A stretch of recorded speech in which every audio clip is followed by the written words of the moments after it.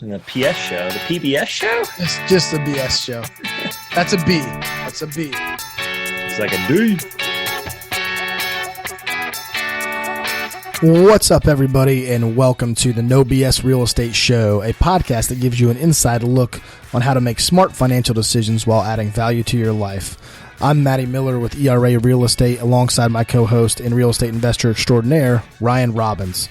Whether you're a long-time investor or a first-time buyer, join us as we dig through the everyday bullshit of real estate.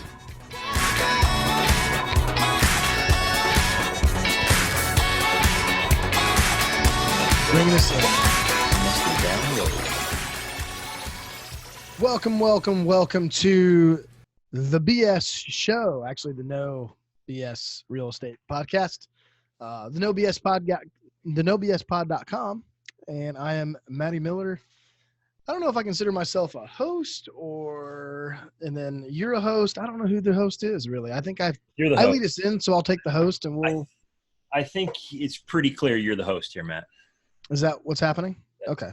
Well, good. I'm glad to know. So that's a good thing. We are live. I'm at my actual office, people, so I don't have all the bullshit behind me that I normally do. So I just have this beautiful picture of Eagle Lake, Ontario behind me where I've caught many, many fish. Ryan's at his normal house, which we actually just talk about doing an on-set location podcast here soon. So we probably need to do that here in the next week or so. We need to do another one. But anyway, how was your weekend, man? It was good. Went up north, met my new nephew. Oh, yeah? So sister. Congratulations. Baby. So got to babysit him with Jess on Saturday evening, got to see some friends, and then made it back down here yesterday evening, just in time for work on Monday. So good weekend overall. How was yours? Good. No, I watched a little high school football on Friday night, and then played a little softball on Saturday, pretty much all day in the sweltering heat. It was miserable.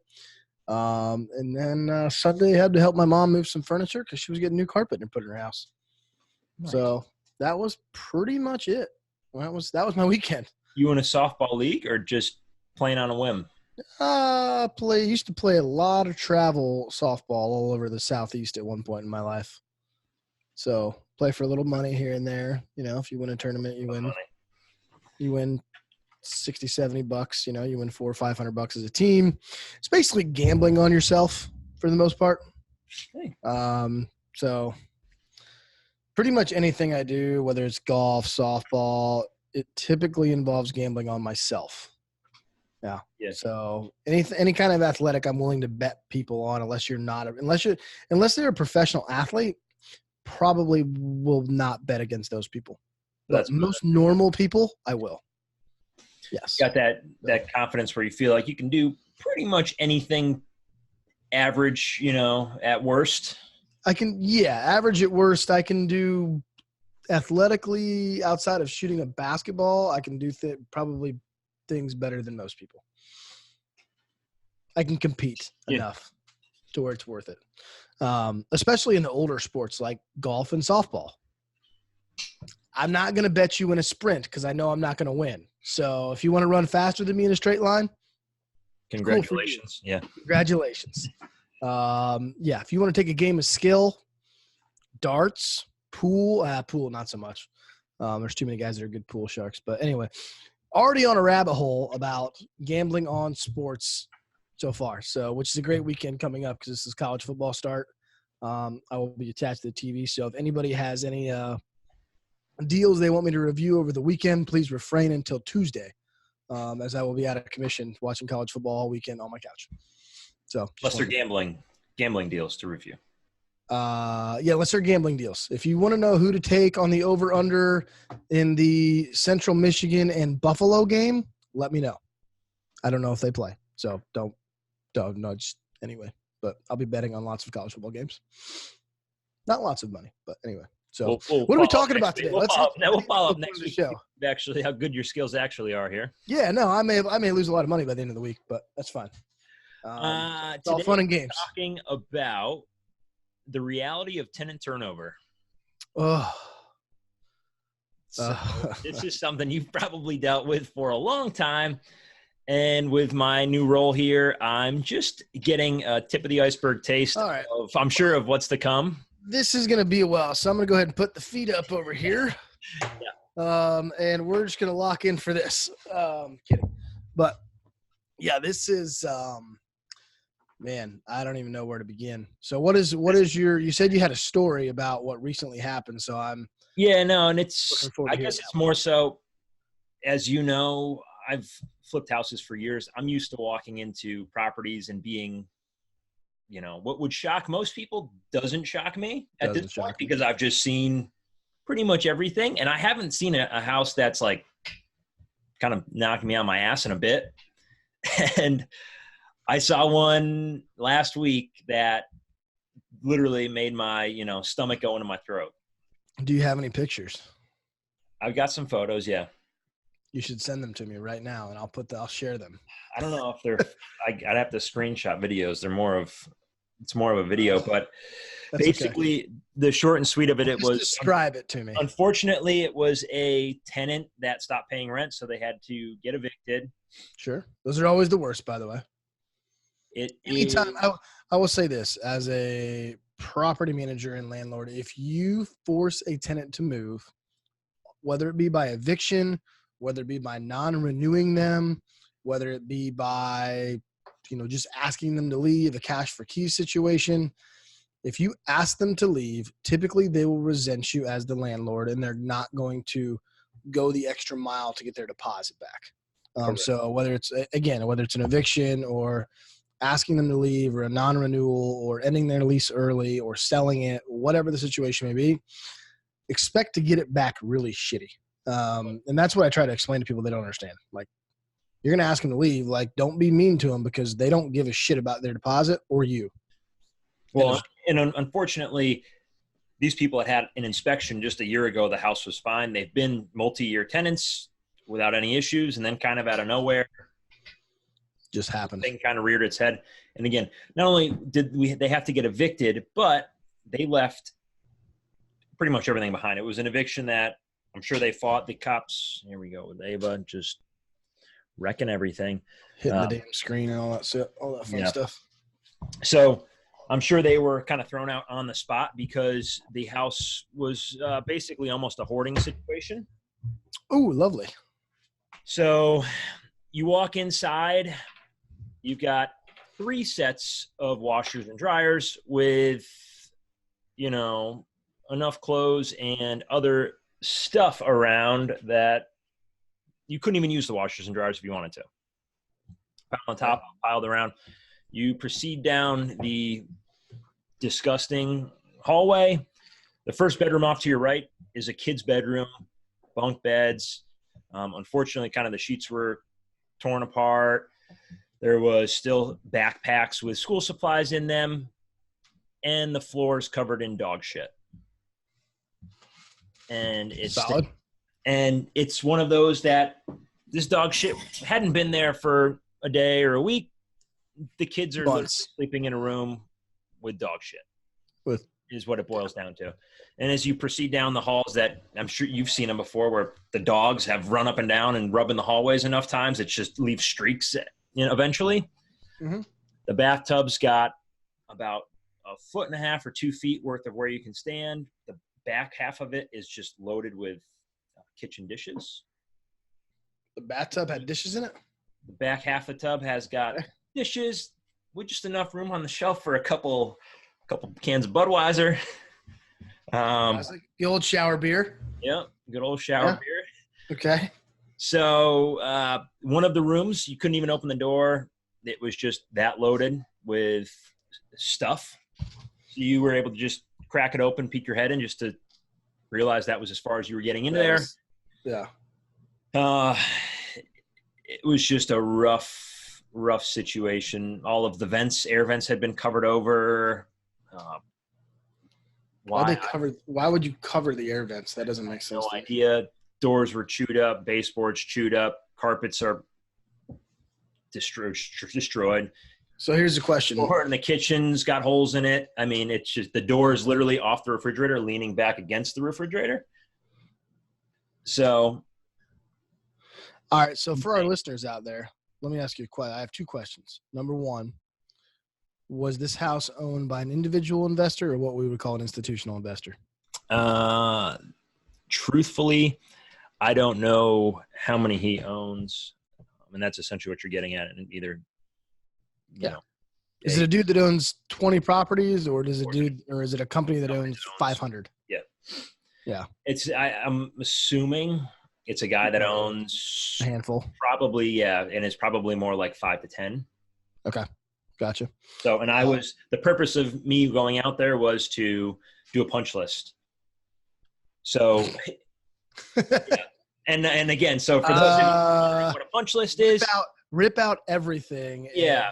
Redo it all. And I had done a handful throughout the day that I went, and this was probably the fourth or fifth one that I had gone to for the day. And again, your punch list, if a tenant leaves it in good condition, maybe you're not even changing carpets, maybe you're just cleaning carpets.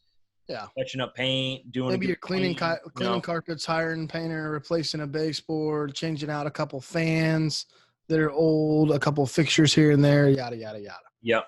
And I walked in and I started to make a list, and then I just said, screw the list. Like, there's no list to be made. We've got to get a contract. Like, literally, we've got to get a contractor out here to give us a quote.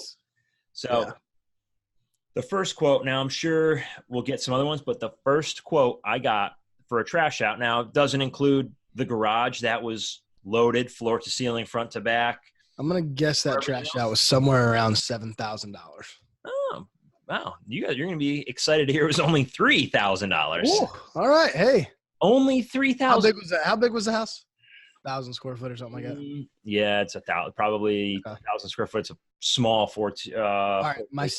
My second question was, would you consider this a D-class neighborhood, a B-class neighborhood, a C-class? What kind of neighborhood would you? This is a D-class neighborhood. Okay. These situations like this, for you people listening out there, often happen in D-class neighborhoods. I will tell you that the worst one that I've ever been in, not to trump you by any stretch of the imagination, that is equally as bad. This is less junk, more filth. Yep. That this was an eviction that we did in definitely a D-class neighborhood. And this was not even with ERA. This was actually with my former company prior to this. And this was probably the worst feeling I've ever had in my stomach that I've ever had in my life. We opened the door and instantly we could smell urine and feces. And we realized why is this particular house had a converted garage. And they had lined up we did the eviction. They confirmed the electricity and water had been shut off for about 45 days. And these people had been going to the bathroom in 5-gallon, probably 15 to 20 5-gallon buckets in one room of the house. This is in the middle of the summer in Florida, by the way. It was disgusting. I walked in and I almost instantly threw up because I could smell it. It smelled horrid. On top of the fact that everything else was left there, food also, I mean, similar situation, just everything. But the worst part was the fact that there was shit and piss in 5-gallon buckets in one room, 15 to 20 buckets full. And there was some bleach in there. So you had this like bleach smell mixed. I was just awful. It was the worst thing. And these are the kind of stories for me that I tell people, listen, if you're going to invest in a D-class neighborhood, understand that when bad is bad, it's really, really bad. Really bad. There's a bar here that when there's bad, like in a D-class neighborhood, when you're talking about the low end, okay, it's up here. Like I can't even imagine how bad it is. Well, and that's probably the biggest takeaway from this conversation is not all real estate investing is bad, but don't think that it's all good because this guy was not getting $1,000 a month, but for round numbers, let's pretend he was getting $1,000 a month. Let's pretend he didn't pay taxes, insurance, any just sort of whatever. Just to break it down simply. 0 payments on anything. This guy doesn't have to pay anything. He got $12,000 from this tenant over the past year. For a year. It's going to be, he's going to make zero money from the past year that they've been in there. For the next 2, he's basically saying, but I mean, best case scenario, this guy spends every penny that he made in the last year, you know? Best if not more. If not more. It's going to be more, yeah. I mean, because you're talking about, let's say it's $3,000 for trash out. Now you got $1,000 for flooring and carpet. You got who knows whatever else for fixtures, whatever else was damaged. You got paint. You're going to spend easily 7 to 8, maybe 12 in getting that house just ready to go. We're not even counting vacancy at this point. We're not counting not counting that. Yeah, the exterior, the roof. I mean, the doors that have been effed up, the windows. All new doors. Yeah. You know, I mean, none of that comes into play. The fact that got to replace the 2 cracked toilet bowls. You got to, you know, all sorts of shit. So that's probably, and you and I have differed on, you know, D-class neighborhood stuff and kind of people coming in and saying, hey, I want to, you know, do this and help these people that want to invest in these lower end neighborhoods. And that reason that you just explained to me, why I stay away from that stuff, the exact story that you just told me is the reason why I tell people not to. Yeah. Because here's the deal. I said, when an institutional investor wants to go and buy 50 of those properties, and that happens to 2 of them, no big deal. It's a drop in the bucket for those guys. I said, if you're an individual investor and that happens to you, 2 things happen. Number 1, it costs you a shitload of money. Number 2, it sours your entire taste on real estate investing. Yeah. Like you don't have it's the same thing. If you got a bunch of money to go invest it in, and when I say a bunch of money, I'm not even talking $1 million. I'm talking tens of thousands of millions of dollars. Go invest in the risky stuff because that is the D-class stuff. When you got $200,000 to go invest in a real estate property, go do something that's fairly safe. Yeah. Don't risk it all. That's stupid. Like so that's where, and actually I'm so glad that you've taken this new job, by the way. I'm so this makes me so happy that you've seen firsthand what D-class lower end rental property really looks like and what in the shit that happens there. Like I've seen it. I've been a part of it. So I don't need to. Well, and the thing that, aside from as disgusting as it was, the thing that probably made, you know, my heart drop the most was the fact that there was children and there was like, oh, hell yeah. We're right around the start of school. There's new school supplies. They've got a new backpack and whatever else, but they've got to go into a bedroom that's literally got shit all over the place. Mm-hmm. Sleep. And it's clearly, you can tell when you walk into somewhere if it's like, oh, they just happen as they're running out, or like, this is what you're living in. And it's what they were living in, unfortunately. And that is probably the worst part about it all. So, because again, kids can't do anything. It's not the kids. It makes me sick. It makes me sick to my stomach. Like all that shit makes me sick to my stomach. Yeah. So I am of the belief that I would rather not see it and just pretend that it doesn't exist. And I'll work on the fringe of those neighborhoods to hopefully maybe get someone that maybe belong in a neighborhood like that might slip up into a C-class neighborhood, and I can help them have a quality home to live. Like, so that's where, because unfortunately, the way you get treated as a landlord from some of these D-class tenants is unfair for them too. Like, and it's just not a fun thing to deal with. It's not a fun conversation when you have to call and say, hey, Mr. Owner, I'm going to send you 20 pictures of your house. And as soon as he opens that and you see the tracking on your email that says Mr. Owner opened photos of ABC of 123 ABC Street, and all of a sudden your phone's ringing and he wants to know what happened. And your only answer is, I don't know, or chaos, or D-class tenants, or D-class neighborhood, or F-class neighborhood, F-class tenants. Like that's the only thing you can say, because you know, they didn't expect that to happen when they bought that house. They thought they'd get a decent tenant in there and you're providing a quality place to live for people and everything was going to be hunky-dory. And that's just simply not the case sometimes. And I'm not trying to like sour anybody on real estate investing by any stretch of the imagination, but be very careful where you're putting your money. Yeah. And that's 100%. that's the end of the story. Yeah, but I definitely have been a part of that, and you see why, because we've had conversations about, you've always wanted to help those people go into D-class neighborhoods, and I'm just like, no, that's not what I want to do, because of that stuff that happens. Yeah. And you understand that now that you got to see a little bit of it. It's not fun. Yeah, no, it's crazy. Now, I wasn't here a year ago. I don't truthfully know if somebody actually went and did that walkthrough inspection like they said they did. You have no But idea. to me, I feel like if you're doing your quarterly air filter changes, if you're doing biannual walkthroughs, there should be some sort of visual leading up to all of this. It's not like you go there one day, everything looks peachy, and the next day, all of a sudden, everything is destroyed. So I've had this conversation too, and this is one that I quarrel with kind of in respect to something.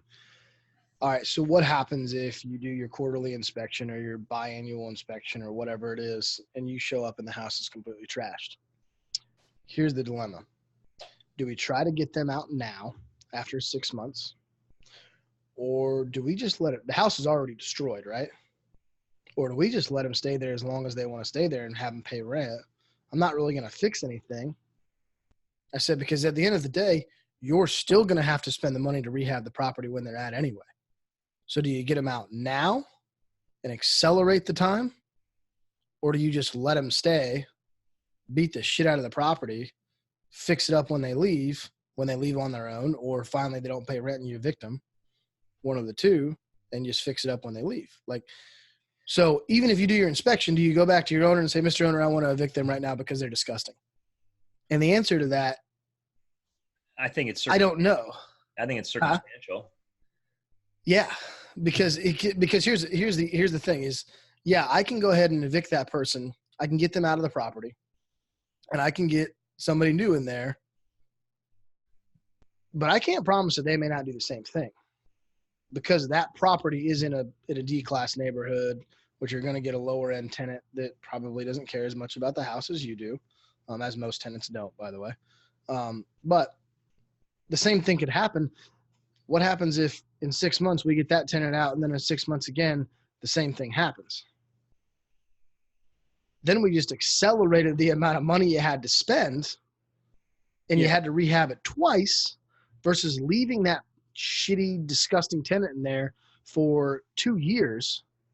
They paid their rent. Hey, on month 22 of 24, they didn't pay their rent, so we evicted them. So we got 23 months or 22 months of rent out of that tenant, and then we had to spend the $12,000 to rehab the property. I'm thinking, or do you have to spend?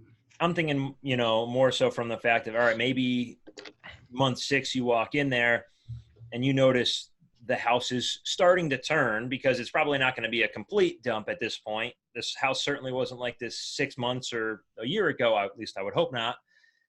Sure. And at that point, maybe the leaky faucet doesn't turn into a leaky sink that then turns into now you need to do the vanity and the floor and whatever else, because the water's seeped into, not only that, maybe it's into the drywall now and you've got mold all over the place. So number one reason why we like slab homes, not off grade. Yeah. Well, for rental properties. Yeah. Because if it's an off grade home and that stuff happens, you got to replace the whole floor, as opposed to, you can't really beat up a concrete slab too bad. So anyway, just a little side note. Little FYI. Yeah. Yeah. So what was, given your experience now, where do you stand on investing in those lower neighborhoods right now, if you're an individual person? So if you're somebody listening to our show, because we don't have CEOs of institutional investment companies listening to our show. At least I don't think so. And if you do, great, call us. We'll help you. I'm gonna say the most difficult thing I'm finding is coming in to something already established. Obviously, that's more difficult. To me, it comes down to expectations. And just like the name of this show, the reality of a tenant turn, set your expectations appropriately. Don't get $1,000 from a tenant and expect $1,000 to go to your bank account for your next vacation. put money aside for situations like this. Understand that if you're investing in a D-class neighborhood, odds are you're going to have an issue like this at some point. If you want to take that chance, great, but be prepared for that chance. And don't come to a property manager down the line and say, what the hell? Because well, that's the first gut reaction is they want to blame the property management company. Correct. Property manager. That's the first thing. And I truly think that from a management side, things can be changed.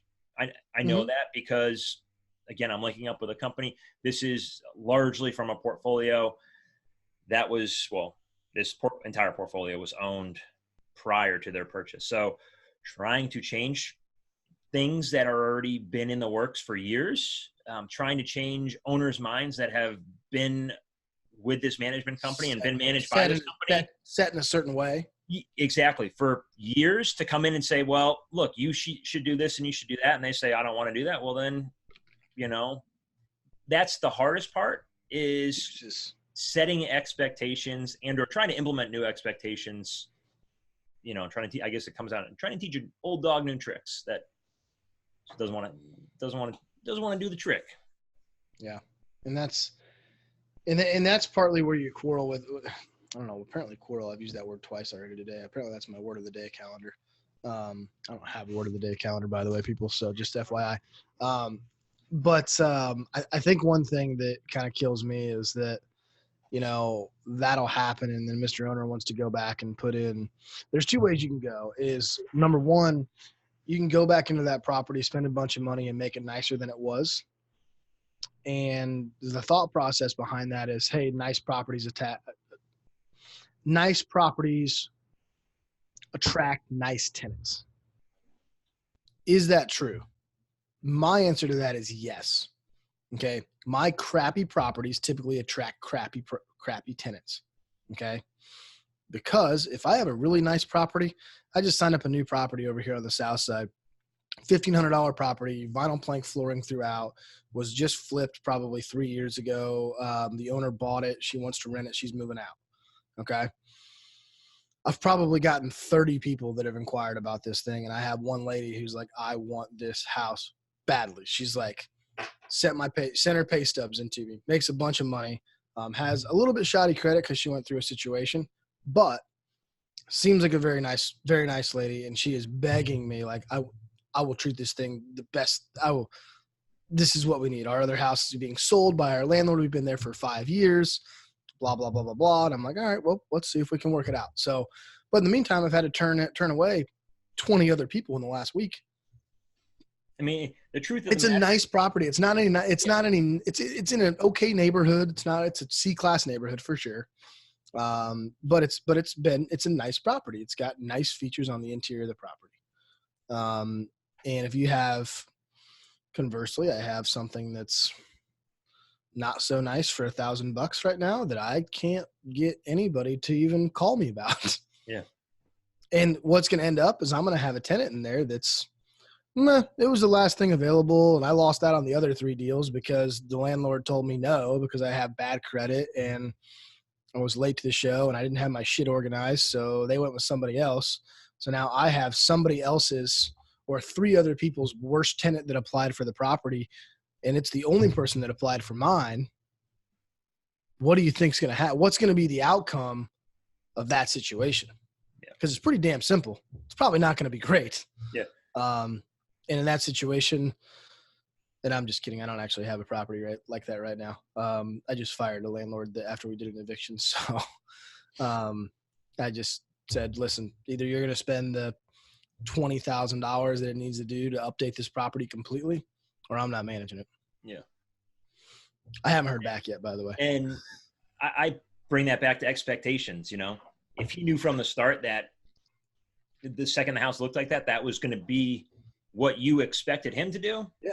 Maybe it would have gone differently because, he'd have some lead up to that, but not knowing that, now he gets slapped in the face with, hey, look, this is what I want to do to manage it. And you're saying, you're not going to do it. We're gone. Well, and that's basically what happened is sometimes, I mean, this specific property that I'm referring to, which is the one that we've had conversations about doing the eviction, over the last month and a half, by the way.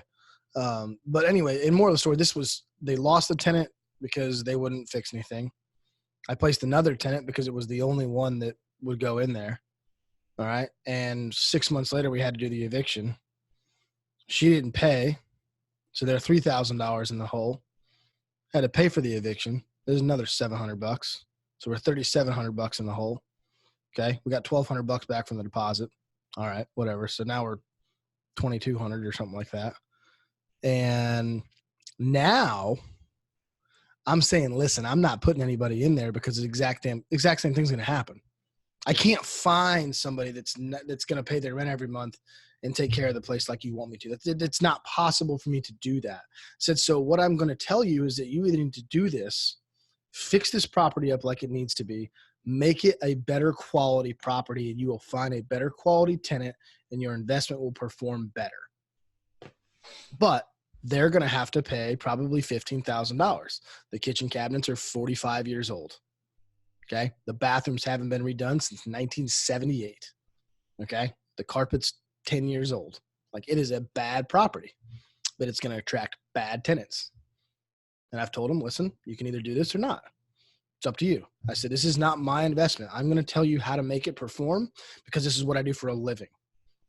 And by the way, after the eviction, this may be the only way for them to understand that they needed to do this. We lost the tenant because they had a roof leak and they took a year to replace the fucking roof. A year. Because they hired a public adjuster. The tenant moved out in the middle of that. The house sat vacant for about 9 months. Finally got a new roof on it. Then we re-rented it. And then a pipe bust when the new tenant went in. And by the way, you don't get anything from a management standpoint when the house is vacant. Hell no. No, I don't. Some of them do. Some property management companies do. Yeah. Which I'm tempted to go that way. Well, I would give them so if there's a vacancy from a tenant just moving out and a tenant moving in, what I would do is probably just credit it back in the leasing fee. Yeah. Like, hey, if it was vacant for 30 days, I'll give you the extra $100 back off the leasing fee or whatever. I wouldn't do it in a way to penalize a tenant turnover situation. But what I would do is that if it's an extended amount of time and I still have that property on my books and I'm either paying for the rehab or I'm doing this or I'm doing that, yeah, that's where I'm at. So I would struggle with that. But anyway, so it's just the nature of the situation is bad properties attract bad tenants. And unfortunately, 75% of your properties in D-class neighborhoods are typically bad properties regardless because people go as cheap as they possibly can. And that's what it is because they are going to get the shit beat out of them. If you had a property in a D-class neighborhood, but you made it a nicer property, and it doesn't need to, be the Taj Mahal. You don't need to have, you don't need to put granite countertops in it. Yeah, exactly. But if it was nice, to any standard, odds are you're going to still get a decent tenant that wants to keep up with it. No, that tenant's in a decent tenant in a D-class neighborhood.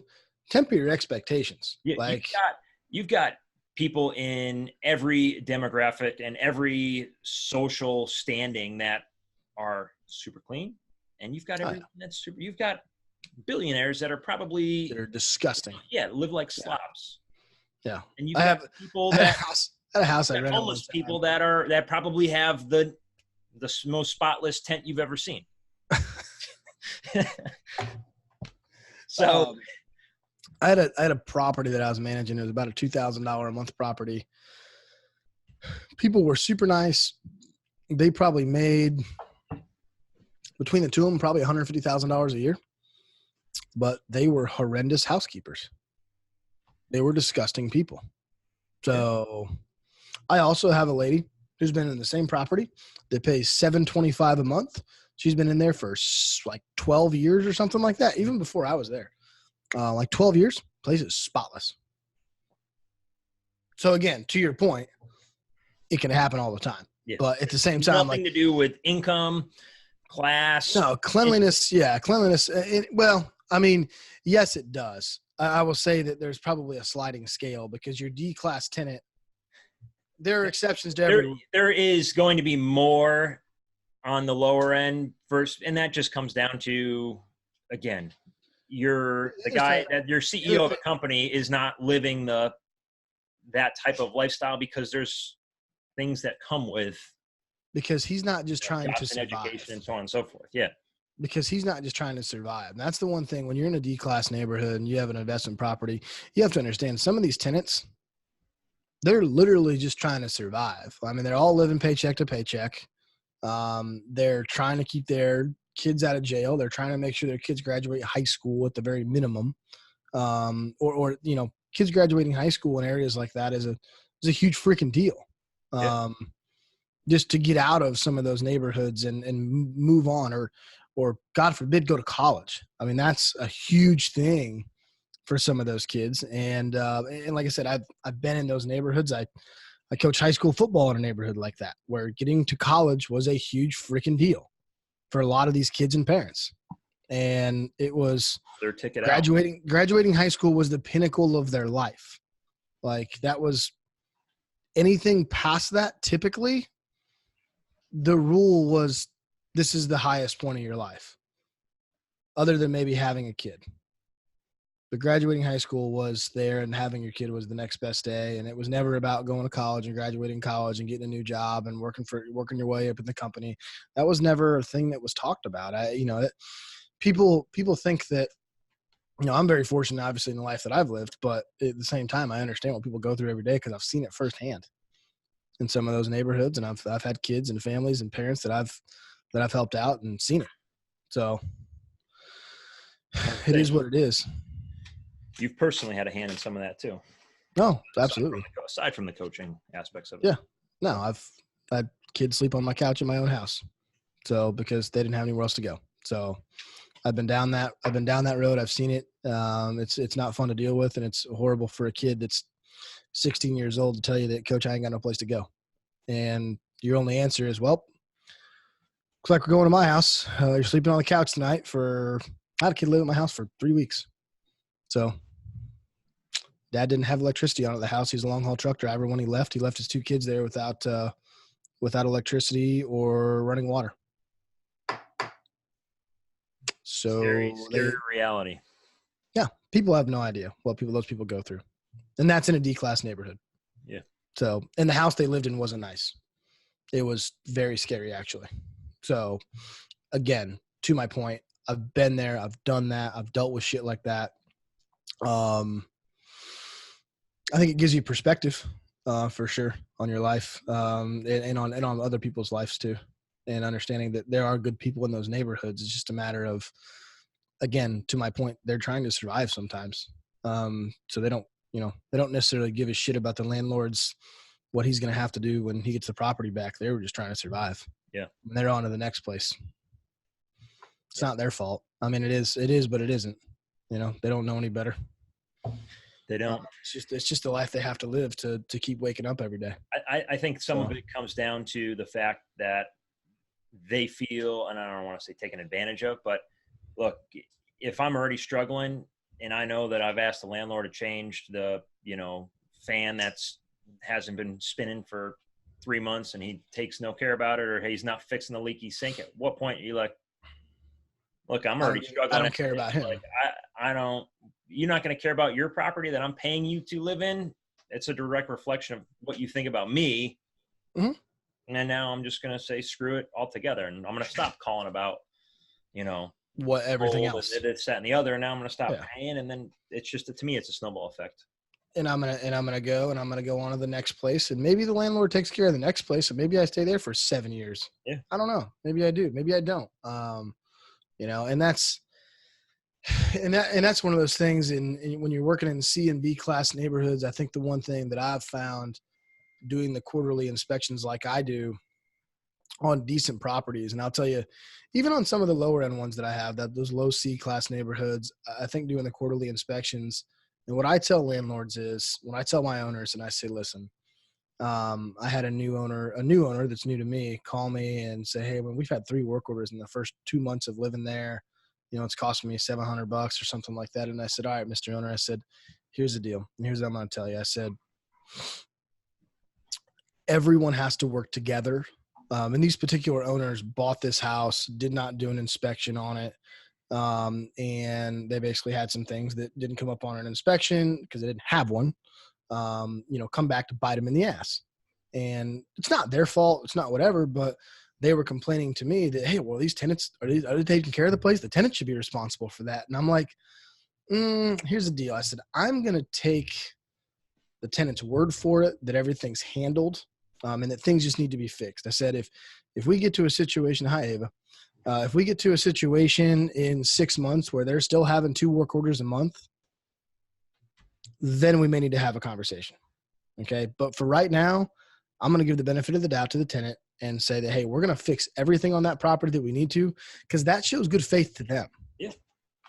That, hey, you know what? The owner does care about this property. The property manager does care about helping us out and making sure we have a quality place to live. Because the instant that you don't fix something and you say, you know what, you're going to pay for that, because I can't prove that they did it or not did it, per se, whatever it was.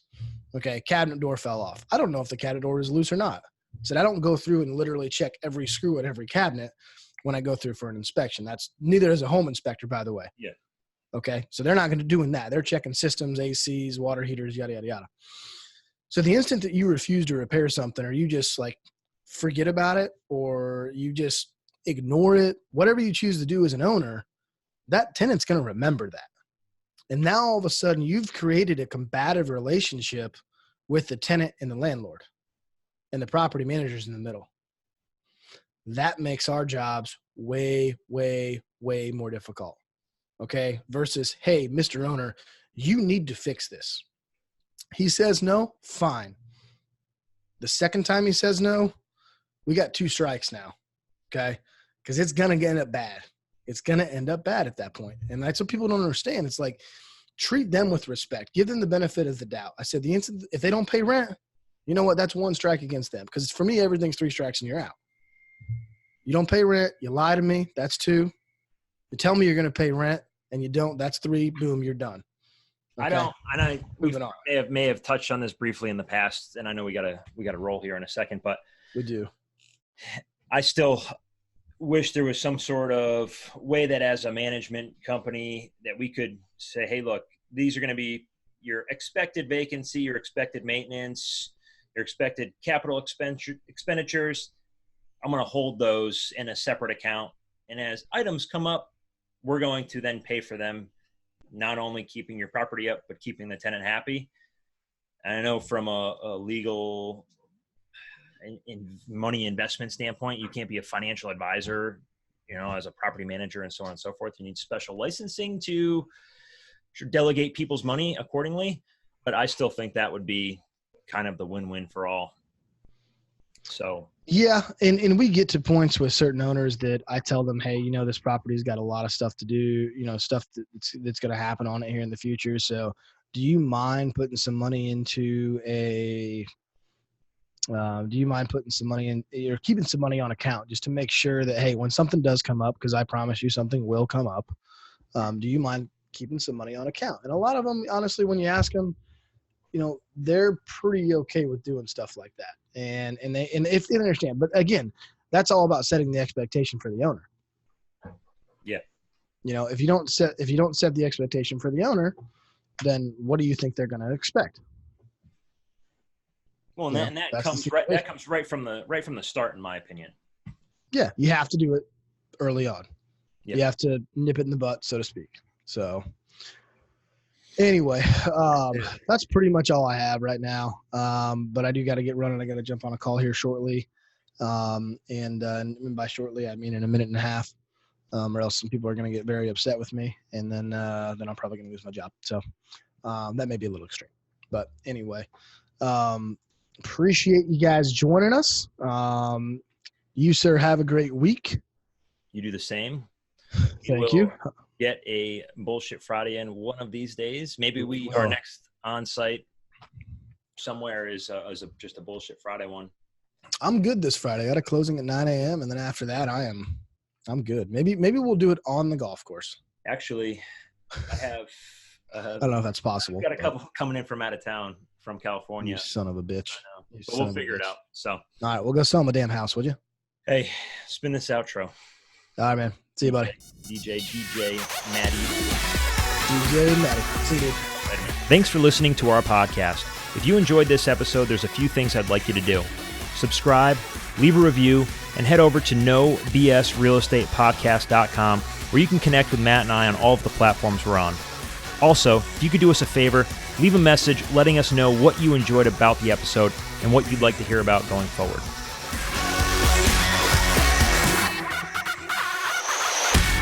Publish this bitch.